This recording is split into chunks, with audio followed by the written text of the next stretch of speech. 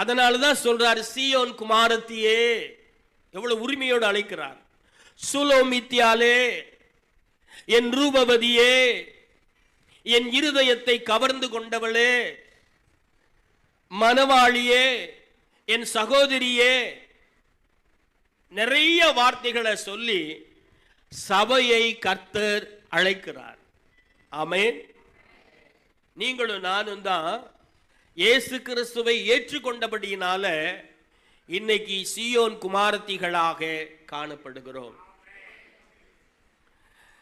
வேத வாக்கியம் சொல்லுகிறது, நாமெல்லாம் இஸ்ரவேலரின் காணியாட்சிக்கு புறம்பாக இருந்தோம், வாக்குத்தத்தத்தின் உடன்படிக்கைக்கு அந்நியராக இருந்தோம். நாமெல்லாம் புறஜாதி மக்கள்.